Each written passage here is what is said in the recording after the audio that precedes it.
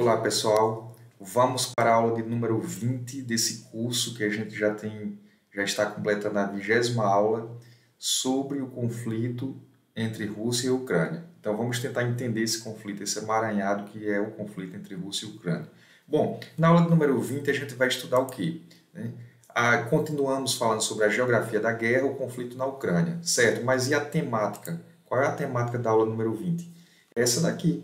Globalização e conflitos étnicos nacionalistas, ou seja, para se a gente chegar a esse conflito entre Rússia e Ucrânia, é necessário a gente tentar entender outros conflitos que já houve desse processo de movimentos étnicos nacionalistas, dessa grande Rússia, como a gente falou, que a Federação Russa é uma federação formada por uma grande diversidade étnicas de vários grupos, e aí é necessário a gente entender que houve já outros movimentos separatistas dessa grande Rússia. E aí houve vários conflitos.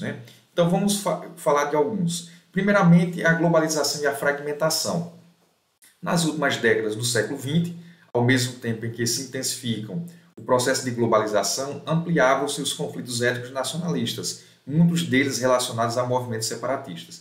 Então, ao mesmo tempo, a globalização prega um mundo sem fronteiras, em que todas as nações estão interligadas sobre um fluxo de informação, um fluxo de capital e uma integração da economia global, eliminando as fronteiras e as culturas, ao mesmo tempo que a globalização prega isso, ela vai potencializar os regionalismos, os movimentos de identidades étnicos nacionalistas que lutam pelo separatismo e a formação das nações, dos Estados-nações. Então, a globalização, enquanto processo do século XX, foi uma tentativa frustrada que acabou não dando certo. E o mundo hoje mostra o quanto a globalização ela falhou em seu processo civilizatório, enquanto fase do capitalismo global, dessa expansão do mercado capitalista global. Então, hoje a gente vê, ao mesmo tempo, uma tentativa de potencializar essa integração do mercado global, ao mesmo tempo você tem uma potencialização dos movimentos étnicos nacionalistas e movimentos separatistas, certo? Que vai de encontro à globalização. Bom, dito isso, pessoal, ao mesmo tempo em que a reprodução da modernidade em nível global tende a homogeneizar hábitos por meio do consumo da indústria cultural e a integrar mercados por meio das organizações supranacionais, diversos povos reforçam sua identidade étnica, lutando e conquistando a autonomia nacional e fragmentando o mundo num número cada vez maior de países. Os conflitos étnicos nacionalistas estão relacionados, de modo geral, à formação de países que abrigam diversas nações. Um grande exemplo é a Rússia, que é um país multiétnico, São conflitos históricos de origem diversas que, em alguns casos, se aguçaram com o final da Guerra Fria e o enfraquecimento do bloco socialista, como foi o caso dos países do leste europeu após a desintegração da ex-União Soviética e a perda de sua área de influência. Está aqui algumas principais áreas de conflitos no mundo, essa parte de verde, os principais conflitos no mundo. Aqui na Índia, a questão da Caxemira, na Iugoslávia, nos anos 90, o Kosovo, no Reino Unido, a Irlanda do Norte, os Países Baixos na Espanha, aqui na Argélia, no Sudão, que se forma dois Sudão, Sudão do Norte, Sudão do Sul. Então, na China tem o Tibete, no Afeganistão, na Federação Russa tem a Chechênia, na Indonésia tem aqui outros conflitos, no Sri Lanka, enfim, uma série de conflitos. Bom, dando continuidade, os principais fatores que motivam as lutas separatistas de cunho nacionalista são a não aceitação das diferenças étnicas e culturais, a existência de privilégios impostos pela supremacia de um grupo sobre outro, os interesses econômicos de determinados grupos sociais e o desejo de nações de constituir seus próprios estados. Então, visões nacionalistas extremistas pregam o uso da força para defender seus interesses e consideram o outro, em função de diferenças étnicas, como inimigo e adversário. Nessa concepção, o nacionalismo confunde-se com o racismo e a xenofobia. Então, grupos nacionalistas tendem a potencializar essa aversão ao estrangeiro e essa aversão a raças consideradas inferiores, minorias sociais. Então, a xenofobia, o que é? O termo é usado aqui para referir-se a formas de preconceito étnico, cultural e grupos minoritários estrangeiros.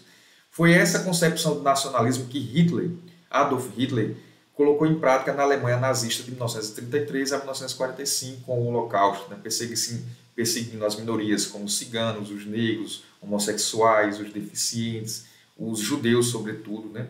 Veja só o que está falando sobre o nacionalismo. Trata-se de um sentimento de consciência coletiva, de pertencer a uma nação, ou seja, de compartilhar uma língua, cultura, valores sociais e uma região geográfica carregada de significados históricos. O nacionalismo é a força que une um conjunto de pessoas que aspira o domínio de um território comum e preservação de sua identidade nacional. Muitas vezes o nacionalismo, ao glorificar virtudes nacionais, é usado para subestimar e excluir os direitos de outras nacionalidades. Esse é o conceito de nacionalismo. Dito isso, né, desse processo de globalização e ao mesmo tempo de fragmentação, potencializando os movimentos nacionalistas que pregam a xenofobia, o racismo e essa luta para formar movimentos separatistas, né, nós vamos encontrar aqui alguns conflitos separatistas que houve já na Rússia, né, pós a desintegração da ex-União Soviética. Em 2002, foi criado o Conselho OTAN-Rússia. A finalidade era manter a relação de confiança e transparência entre as duas principais forças militares com armamentos suficientes para destruir o planeta. Então, acaba a União Soviética e a OTAN firma um acordo com a Rússia, inclusive em 98 a Rússia entra para o grupo do G8 justamente pelo respeito que ela impõe ao mundo pela sua força dissuasória, ou seja, a capacidade de armas militares, armas nucleares, né? Então, em 2014, a participação da Rússia no Conselho da OTAN está suspensa em razão da anexação da República Autônoma da Crimeia. Então, esse acordo entre OTAN e Rússia vai ser quebrado em 2014, quando os conflitos, né, advindo de uma guerra híbrida que se estabelece ali na Ucrânia, tutelado pelos países do Ocidente, como Estados Unidos, tendo à frente aí a OTAN, né, isso faz com que a Rússia anexe a Crimeia, né, que era formada de maioria de russos, e com isso quebre o acordo aí do Conselho OTAN-Rússia. Né.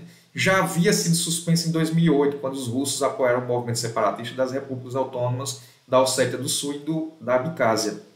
Então, em 2008, já houve um movimento separatista da Ossétia do Sul e da Abcásia. Né. Então, os russos apoiaram esses movimentos separatistas dessas repúblicas. A doutrina Putin. O que foi a doutrina Putin? A gente falou já da doutrina Bush, né, que são as guerras preventivas que Bush, o presidente norte-americano em 2003, emite como uma forma de você invadir o território do inimigo antes que ele invada o seu. Essa é a justificativa. Mas, na verdade, é você criar justificativa para pleitear uma guerra sem fim contra outras nações. Você elege alguns países considerados inimigos da nação, da democracia, né, do livre mercado. Né? No caso, em 2003, a doutrina Bush elegeu como inimigo países que, segundo eles, tinha produção de armas de destruição em massa ou que protegiam terroristas, como, por exemplo, Coreia do Norte, Afeganistão, Irã, Iraque, né? Então, a doutrina Putin, cuja área de atuação ela define como estrangeiro próximo, região próxima ao seu território, a estratégia é reduzir a influência do Ocidente e recuperar parte da influência do extinto Império Soviético. Ou seja, a doutrina Putin nada mais é do que você avançar sobre um território para proteger as suas fronteiras antes que o inimigo ataque. Né? Essa foi a doutrina Putin, muito parecido com a doutrina Bush de 2003. Os principais conflitos em que a Rússia esteve envolvida na Guerra Fria foram com a Geórgia, a Moldávia e a Ucrânia, ex-repúblicas soviéticas. Está aqui um exemplo no mapa, a Ossétia do Sul, que foi um movimento separatista da Geórgia, que a Rússia apoiou, e a Abcásia, outra república da Geórgia, que se declarou independente e foi apoiada pelos russos contra a Geórgia. Em 2015, Putin interferiu militarmente no Oriente Médio em apoio ao governo de Bashar al-Assad, né, que nasceu em 1965. Ele está na guerra civil na Síria, sinalizando uma extensão do horizonte geográfico da doutrina Putin, além do estrangeiro próximo. Então, a Rússia possui na Síria uma base naval na cidade de Tartus e uma base aérea em Latáquia, ambas no litoral do Mediterrâneo. Putin apoia o governo de Bashar al-Assad para combater a facção radical Estado Islâmico, os rebeldes não fundamentalistas como o Exército Livre da Síria e inúmeros outros grupos apoiados pelos Estados Unidos. Então, veja, ali tem muitos interesses envolvidos naquele país, Síria. Né? Você tem as forças do governo, que são apoiadas pela Rússia, para combater tanto forças rebeldes não fundamentalistas, não islâmicos, mas que são treinados como verdadeiras legiões de soldados mercenários treinados militarmente e bancados países do Ocidente, como Estados Unidos, com o interesse de ter outro país satélite, de Israel, ter outro país satélite ali que equilibra as forças militares em intervir nos interesses norte-americanos em relação à questão do petróleo naquela área que é muito rica, né? Ao mesmo tempo, os russos também apoiam o governo Bashar al-Assad, né, para lutar contra o Estado Islâmico e contra esses grupos que são treinados militarmente pelo Ocidente. Então há ali disputa de interesses dessas duas superpotências como Estados Unidos e Rússia, um interesse geoestratégico naquela região do Oriente Médio. A estratégia do governo Putin é preservar os interesses econômicos russos no Oriente Médio, sua frota naval no Mediterrâneo e estender a sua presença militar na região. Então veja aqui, olha, a guerra na Síria faz parte de uma sucessão de mobilizações conhecidas pelos nomes de Primavera Árabe, contra o autoritarismo dos governos de países do Oriente Médio e a falta de perspectiva social de amplas camadas da população. No início da segunda década deste século, surgiram como manifestações populares e se transformaram em revoluções que depuseram governos na Tunísia, na Líbia, no Egito e deflagraram a guerra civil na Síria. Na Síria, o conflito iniciou em 2011 e até 2015, mais de 250 mil vidas tinham sido perdidas. Mais de 11 milhões de pessoas ficaram desabrigadas e mais de 4 milhões de refugiados deixaram o país. Então, hoje, os grandes problemas humanitários com essas guerras regionais são a quantidade de pessoas que são deslocadas do seu território, civis inocentes que não têm nada a ver com esses interesses geoestratégicos dessas potências imperialistas que ficam guerreando, né, e que acaba desabrigando uma legião de pessoas que vão para outros países como refugiados. O governo sírio de Bashar al-Assad foi acusado de usar armas químicas contra os seus opositores durante a guerra. Veja aqui as forças do exército sírio, combatente na cidade de Alepo, na Síria, em agosto de 2014. Né? E o que é o Estado Islâmico?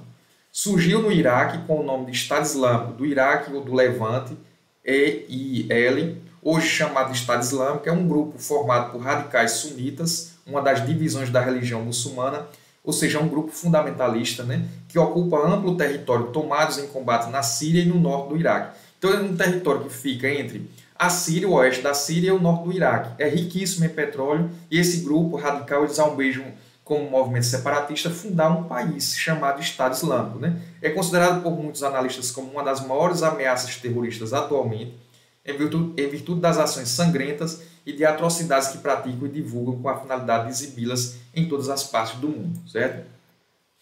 Bom, um outro conflito em que a Rússia esteve envolvida, foi a Transnistria. O que é a Transnistria? Né? Encravada entre a Romênia e a Ucrânia, veja aqui, olha, a Transnistria, essa região aqui, olha, esse rosa aqui, pessoal. Então fica encravado entre a Ucrânia e a Moldávia, olha só.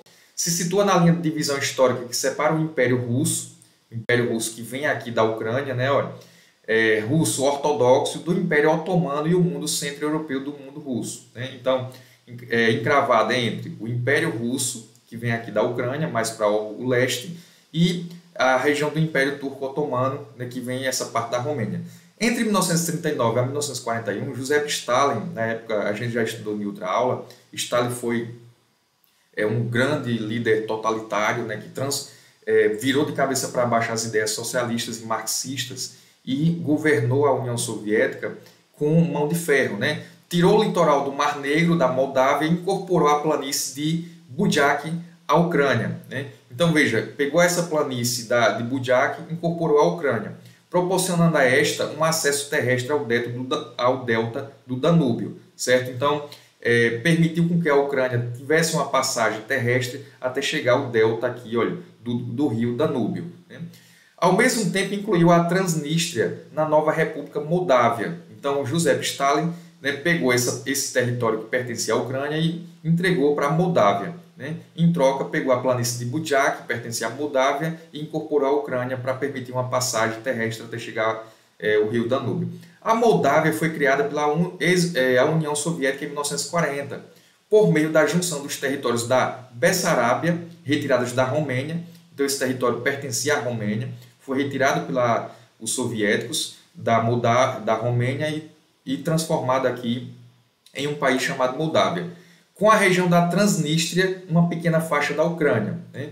Então veja, Transnistria, essa pequena faixa da Ucrânia, juntamente com a Moldávia, juntamente com o território que pertencia à Romênia, juntou esse território aqui, né, e foi entregue para a Moldávia, criando um país. Desse modo, se asseguraram até a Segunda Guerra Mundial as pretensões russas de controlar a Bessarábia, que entre 1918 a 1945 estava sob o domínio romeno. Então, toda essa região aqui foi forjada, retirou uma faixa de terra daqui para formar a Moldávia, né, e criar um país, né, longe do domínio dos romenos, certo, pessoal? Aí veja só, entre 1991 e 1992, a Transnistria entrou em guerra civil após declarar a independência da Moldávia. Então, um território que pertencia à Ucrânia foi entregue para a Moldávia, mas acabou a União Soviética e aí esse território da Transnistria, essa pequena faixa que um dia pertencia à Ucrânia, exigiu a separação e formar um Estado independente. E foi interrompida por um acordo de cessar-fogo entre os dois lados em confronto. Desde então, o país mantém um governo independente e ligado militarmente à Rússia, sediado na cidade de Tiraspol e abriga uma base militar russa. Essa região, com população majoritariamente russa e ucraniana, abrigou as centrais elétricas e indústrias pesadas do país, além de uma importante base militar da União Soviética. Desde então, o conflito permanece sem uma solução. Para neutralizar o apoio russo, a Moldávia, com o apoio dos Estados Unidos, criou em 1997 o GUAM, grupo formado por Geórgia, Ucrânia, Azerbaijão e Moldávia para garantir a unificação do país. Então veja, a Moldávia hoje tem o apoio aí das forças do Ocidente, sobretudo da OTAN, né, muito parecido com o que está acontecendo hoje na guerra da Ucrânia, para impedir que a Transnistria se separe, né, com o apoio da Rússia. Né? A Rússia, que após o final da União Soviética, passa a ter aquela política da autodeterminação dos povos, né? Passa a apoiar esses movimentos separatistas que almeja, a partir da sua origem étnica diferente, formar uma república independente. Né? Em referendo organizado em 2006, 98%, ou seja, a maioria da população, foram favoráveis à unificação com Moscou, ou seja, unificar a Transnistria à Rússia. Né?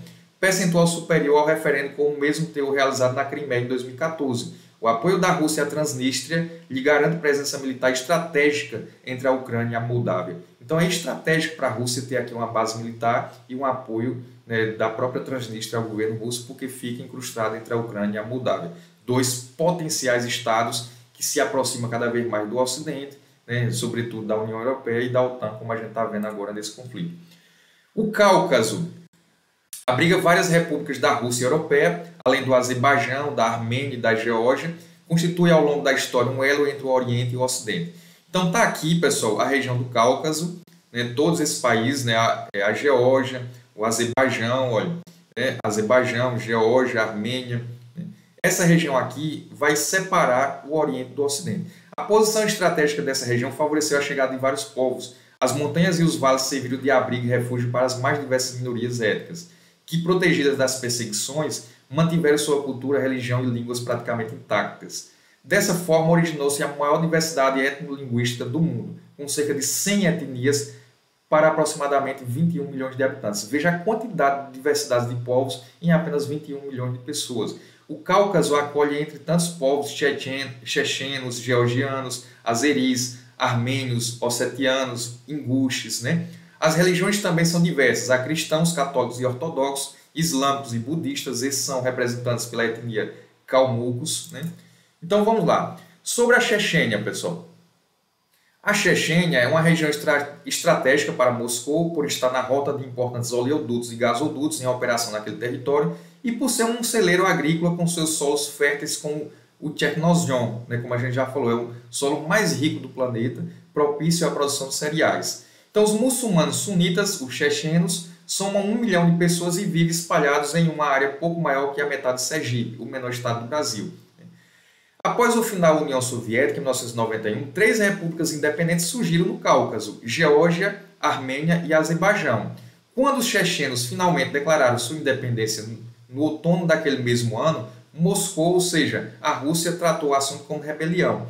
Então, a Rússia não aceitava que esse território, que é extremamente estratégico para a Rússia, porque passa os oleodutos que vão distribuir, né, o petróleo russo, né, para essa região aqui do Cáucaso e para a região da Europa, além de ser uma área importante por ser, né, formado por solos agrícolas extremamente férteis, como o Chernozem, né, para a produção de cereais. Aí veja, em 1994, tropas russas iniciaram a ocupação da República. Os chechenos resistiram à ofensiva, pois estavam bem preparados para se defenderem, sempre usando táticas de guerrilha. A guerra durou 2 anos e matou cerca de 100 mil pessoas. Em 1996, a solução foi assinar um acordo que adiou para 2001 a definição dos status políticos da República. Em 1999, os rebeldes chechenos retomaram o combate, os ataques terroristas a Moscou e a outras cidades russas, associadas a guerrilheiros fundamentalistas islâmicos. Daguestanes invadiram a república vizinha do Daguestão com o objetivo declarado de criar um Estado Islâmico independente na região do Cáucaso. Então veja o barril de pólvora essa região do Cáucaso. Formado por movimentos fundamentalistas islâmicos, né, essa guerra ela ficou interrompida, né, desde 2001, né, desde 96, na verdade, adiou para 2001 a definição do status da República, e em 99, né, grupos fundamentalistas islâmicos acabaram atingindo, fazendo ataques em algumas cidades russas e, ao mesmo tempo, invadiram da questão e acaba gerando um desconforto e criando uma justificativa para a Rússia intervir sobre aquela região. O Daguestão é a república russa estratégica com a maior área de acesso ao Mar Cáspio e atualmente com o maior número de ações terroristas no país. O governo de Vladimir Putin, que estava chegando no governo naquela época, né, culpou os muçulmanos chechenos e atacou novamente a região, que transformara a capital Grozny numa cidade fantasma. Então, na verdade, Putin ele vai angariar aí essa figura de um nacionalista, né, que tem um projeto de colocar em prática a expansão da grande Rússia. Começa daí. Ele ganha popularidade a partir, né, de quando a Rússia é atacada por terroristas, né, dos fundamentalistas islâmicos, dos chechenos, e a partir de Putin, com essa linha dura, né, fortalece aí, cria simbolismos nacionalistas e é uma grande liderança das Forças Armadas e acaba fazendo com que a Rússia entre nessa guerra da Chechênia, né, contra os chechenos e alavancando aí uma grande popularidade do governo. Até hoje, Putin é relembrado, né, e é visto como essa figura heróica em seu país. Em 2002, um comando extremista checheno invadiu o teatro Dubrovka, em Moscou, olha o que eu estou falando, e fez mais de 800 reféns. As forças russas entraram no teatro usando um gás narcotizante e cerca de 50 rebeldes foram mortos. Em março de 2004, Vladimir Putin obteve um novo mandato presidencial e uma série de atentados terroristas atingiu o país durante esse ano. Em setembro, ocorreu o mais violento, a tomada de reféns em uma escola de Beslan, Ossétia do Norte, por rebeldes chechenos. Durante 3 dias, rebeldes exigiram do Kremlin a retirada das tropas russas da república vizinha da Chechênia, de maioria muçulmana, fazendo 1,2 mil reféns. O ataque terminou com o trágico saldo de 370 mortos, sendo que uma grande parte das vítimas eram crianças. Mais de 50 mil chechenos e 15 mil soldados russos morreram desde 1999, quando se acentuou a imensa repressão na Chechênia. Então veja que já é uma prática muito grande as guerras que se estabeleceram na Rússia desde o final da antiga União Soviética, né, com esse processo de fragmentação. A Rússia já vive nesse clima de tensão de guerras há muito tempo. Vocês observem aqui a região do Cáucaso e a Ásia Central. Veja a Chechênia aqui, olha, no coração por onde passam os oleodutos, né, da Rússia. É uma região muito importante estrategicamente. Fica na região do Cáucaso, olha, os oleodutos passando pela Chechênia, a capital aqui Grozny. Aqui abrigos de guerrilheiros, como vocês podem observar, olha, abrigos de guerrilheiros. O abrigo dos refugiados, né, montanhas do Cáucaso. Então esse é um mapa estratégico. A economia petróleo e gás. A recuperação da economia russa atingiu não apenas o setor do petróleo e gás, como também o da fabricação de máquinas, metalurgia e indústria de alimentos. A estatal russa Gazprom fornece 1/4 de todo o gás consumido pela União Europeia, o que dá à Rússia um significativo poder. Então, 1/4 do gás consumido pela União Europeia, os países da União Europeia, vai da Rússia. A região do Cáucaso, entre o Mar Negro e o Mar Cáspio, tornou-se área de intenso interesse internacional, tanto pela existência de regiões produtoras de petróleo propriamente ditas, como as regiões adjacentes cortadas por grande rede de oleodutos e com vários outros em planejamento ou em construção. Então é uma região muito estratégica, por isso que esses conflitos, né? Veja que todo o interesse é o fornecimento de óleo, né, de gás e óleo, né, petróleo. Por um lado, a Rússia, recuperando-se economicamente, graças ao petróleo, tenta manter a influência política e econômica na região, antigo reduto de influência soviética e atualmente russo. Por outro, os Estados Unidos e a Europa Ocidental tentam implantar suas bases de influência na região, armando a Geórgia para a guerra. A gente está citando aqui a Geórgia, mas podemos citar a Ucrânia hoje, né? Há ainda o projeto de escudos antimísseis que os Estados Unidos pretendem instalar na fronteira da Rússia, particularmente se aproveitando da passagem ao domínio americano das ex-repúblicas soviéticas. Isso daqui é um atentado aos acordos de Minsk, foi um acordo firmado lá atrás, com o final da União Soviética, foi firmado um acordo com a OTAN, para que a OTAN não se aproximasse dos países do leste europeu, justamente para não gerar esse descompasso e essa possibilidade de avanço militar do Ocidente sobre as fronteiras, né? Porque são países, os países do leste europeu muito pequenos, são verdadeiras fronteiras com os países, com a própria Rússia. Então, uma forma de você separar essas duas superpotências para impedir um processo de uma guerra, um confronto direto, já que são potências que têm armas de destruição em massa, né, seria um acordo em que a OTAN não se aproximaria dessas nações. No entanto, é o que a gente está vivenciando hoje. A Ucrânia é um país que se declarou, né, interessada em entrar na União Europeia e na própria OTAN, né? Então, veja, particularmente se aproveitando da passagem ao domínio americano das ex-repúblicas como a Ucrânia, a Estônia, a Letônia, a Lituânia e a própria Geórgia, que se aproximaram dos países do Ocidente, que negocia sua aceitação na OTAN e outras. Então isso daqui é um atentado, é uma provocação à Rússia, né, porque isso deixa a Rússia, né, fragilizada e permite aí as suas fronteiras fiquem totalmente desprotegidas. Ainda durante a crise no Cáucaso, a Polônia e a República Tcheca assinaram um acordo que permite aos Estados Unidos a instalação de um escudo militar em seu território. É o segundo maior produtor de petróleo, com 10 milhões de barris por dia, atrás somente da Arábia Saudita, dados de 2008. Isso daqui é a Rússia. Veja aqui o mosaico étnico e a rota petrolífera no Cáucaso, alguns conflitos que aconteceram. A Abcásia, aqui, ó, número 1, essa região da Abcásia foi uma região separatista.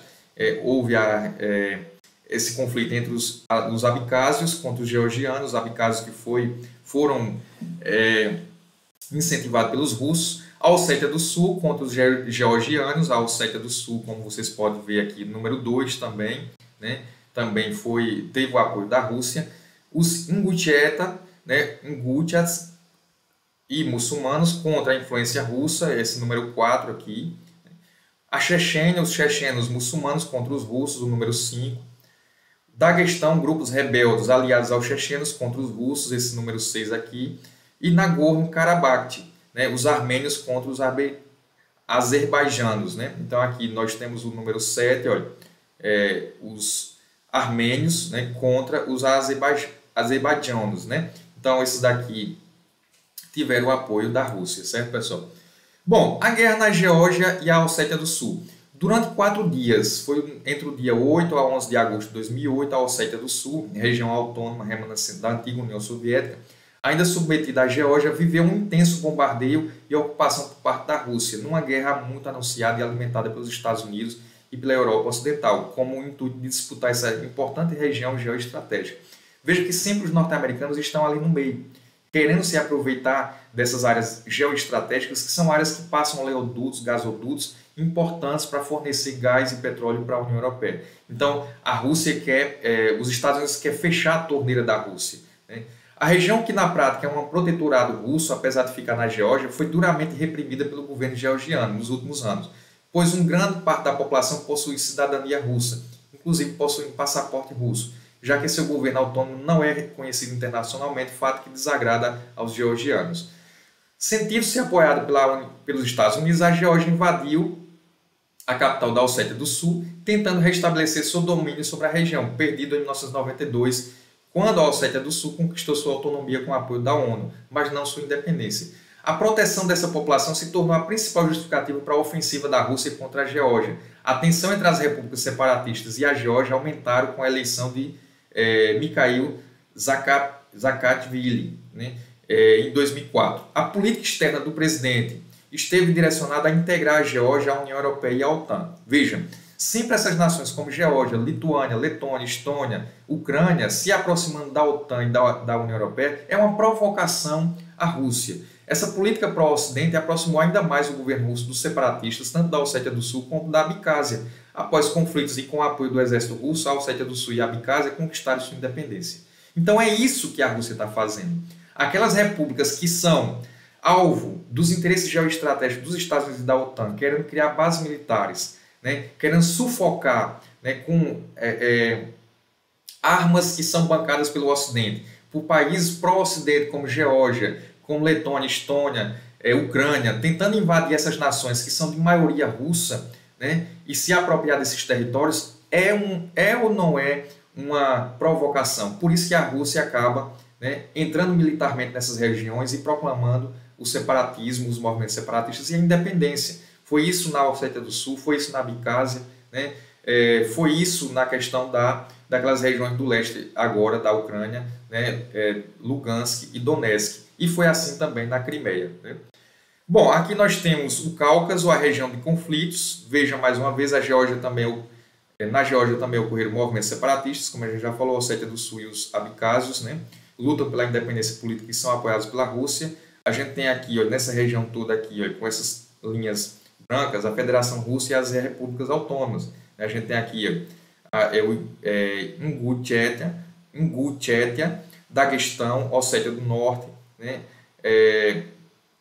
Tem aqui a Abcásia, todas essas regiões aqui são áreas de separatismo, né? A Geórgia e suas repúblicas ou regiões autônomas. Aqui nós temos a Abcásia e a Ossétia do Sul, essas regiões também entraram em conflito. Então veja, olha, Azerbaijão e sua república autônoma, nós temos aqui essa região autônoma que procurou se tornar independente do Azerbaijão, certo, pessoal? Então, todos os conflitos dessa região do Cáucaso. Bom, o que eu tinha para falar sobre esses primeiros movimentos separatistas na Rússia, veja que ali é um barril de pólvora. Esse conflito na Ucrânia não é o primeiro, não vai ser o último, né? Lembremos que a Federação Russa é formada por uma série de etnias. Tanto que a gente fala que é um país multiétnico, certo, pessoal? Então, o que eu tinha para falar é isso. Tchau, tchau e até mais. Até a próxima.